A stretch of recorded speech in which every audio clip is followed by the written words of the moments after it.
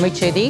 திருப்பரங்குன்றம் தீபத்தூணிலும் தீபம் ஏற்றும் உத்தரவு தொடர்பான அரசின் முடிவு என்ன என உயர்நீதிமன்ற மதுரை அமர்வு கேள்வி எழுப்பியிருக்கிறது.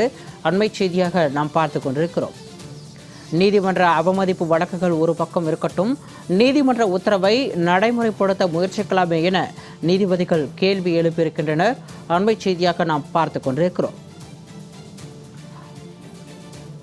திருப்பரங்குன்றம் தீபத்தூணில் தீபம் ஏற்றும் விவகாரம் தொடர்பாக நீதிமன்றம் பல்வேறு கேள்விகளை எழுப்பியிருக்கிறது. அண்மைச் செய்தியாக நாம் பார்த்து கொண்டிருக்கிறோம். கூடுதல் விவரங்களோடு மதுரையிலிருந்து எமது செய்தியாளர் சல்மான் இணைப்பில் இருக்கிறார்.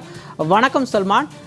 திருப்பரங்குன்றம் தீபத்தூணில் தீபம் ஏற்றும் விவகாரத்தில் மதுரை அமர்வு பல்வேறு கேள்விகளை முன்வைத்திருக்கிறது. தொடர்பான விரிவான விவரங்களை பதிவு செய்யலாம். திருப்பரங்குன்றம் மலை உச்சியில் உள்ள தீபத்தூணில் கார்த்திகை தீபத்தை ஏற்ற கோரி உத்தரவிட கோரி ராம ரவிக்குமார் என்பவர் சென்னை உயர்நீதிமன்ற மதுரை அமர்வில் வழக்கு தாக்கல் செய்திருந்தார். இந்த வழக்கை விசாரித்த தனி நீதிபதி அவர்கள் மலை உச்சியில் உள்ள தீபத்தூணிலும் கார்த்திகை தீபத்தை ஏற்ற உத்தரவிட்டிருந்தார்.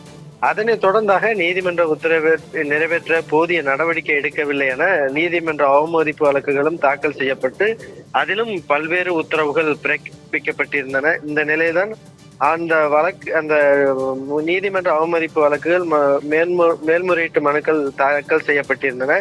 இந்த வழக்குகளை இன்று விசாரணை செய்த நீதிபதிகள் சதீஷ்குமார் மற்றும் ஜோதிராமன் ஆகிய நீதிபதிகள் கொண்ட அமர்வானது நீதிமன்ற அவமதிப்பு வழக்குகள் ஒரு பக்கம் இருக்கட்டும் எனவும் நீதிமன்ற உத்தரவை நடைமுறைப்படுத்த முயற்சிக்கலாமே, இது ஜனநாயக நாடுதான் எனவும் மக்கள் உணர்வுக்கு மதிப்பளிக்க வேண்டும், நீதிமன்ற உத்தரவை நடைமுறைப்படுத்துவதில் என்ன சிக்கல் உள்ளது என கேள்வி எழுப்பினர். அப்போது அரசு தரப்பில் இது தொடர்பாக உயர் அதிகாரிகளிடம் ஆலோசனை செய்ய வேண்டும் என தெரிவிக்கப்பட்டது.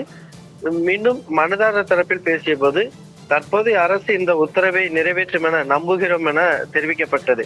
அப்போது தர்கா தரப்பிலும் தங்களையும் வழக்கில் சேர்க்க வேண்டும் என கோரிக்கை விடுக்கப்பட்டது. இதை அடுத்தாக நீதிபதி அவர்கள் உத்தரவு தொடர்பான அரசின் முடிவு என்ன என்பது தொடர்பாகவும் தெரிவிக்க அறிவுறுத்தியும் தர்கா தரப்பை வழக்கில் எதிர்மனுதாரராக சேர்த்தும் உத்தரவிட்டு வழக்கை ஜூன் 22ஆம் தேதிக்கு ஒத்திவைத்திருக்கிறார்கள். சிகாமணி, வழக்கு தொடர்பான விரிவான விவரங்களுக்கு நன்றி சல்மான்.